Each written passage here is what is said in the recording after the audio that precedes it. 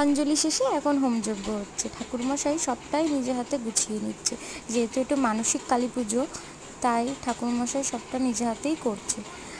যে দাদাটার কথা বললাম না, দাদাটার বাড়িতে পুজো, তারই মার জন্যই পুজোটি হচ্ছে। তিনি একটু অসুস্থ হয়ে গেছিলেন, অনেকটাই অসুস্থ হয়েছিলেন, তিনি এখন একটু সুস্থ, তার জন্যই পুজোটি হচ্ছে। দাদাটার মাকে দেখাতে পারছি না, কারণ ভিডিও একদিকে হচ্ছিলো, মানুষের তো শরীর ভালো না, ওর জন্য উনি ওখানে ছিলেন না।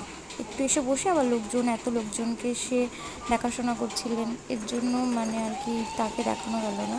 দেখো হোমযজ্ঞটা প্রায় হয়ে এসছে, এখন কলা আর পান দিয়ে হোমযজ্ঞটা এখন শেষ হতে চলছে। এখন গঙ্গা জলটা দুধটা একটু এগিয়ে দেবো ঠাকুরমশাইকে। কি বলবো, সবটাই মায়ের ইচ্ছে। মা গো মা, জয় মা।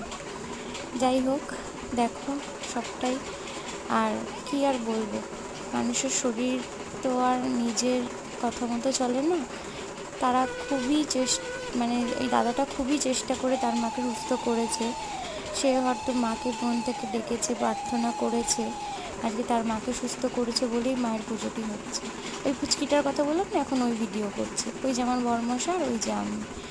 আর আমি ওকে বলছিলাম যে ফোনটা যেন হাত থেকে না পড়ে।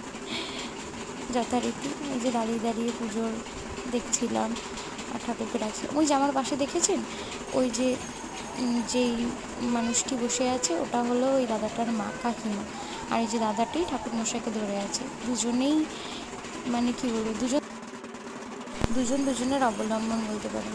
এই দাদাটি মাকে সুস্থ করার জন্য অনেক কিছুই করেছে, আর আজকে তার মা অনেকটাই সুস্থ। এই যে গঙ্গা জলটা এগিয়ে দিলাম, শঙ্খ বাজাচ্ছি, আর ঠাকুরকে বলছি যেই কারণের জন্য পুজোটি হয়েছে, যেই কারণের জন্য আজকে পুজোটা হয়েছে মায়ের, সেইটা যেন ঠিকঠাক মতো হয়, আর মা যেন সন্তুষ্ট হন তাদের প্রতি।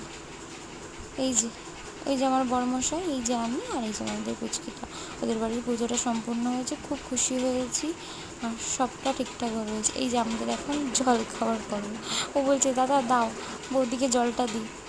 এই যে আমি প্রণাম করছি মাকে। মা গো মা, সব রক্ষা করি, মা থাকলে আর কোনো চিন্তা নেই। জয় মা।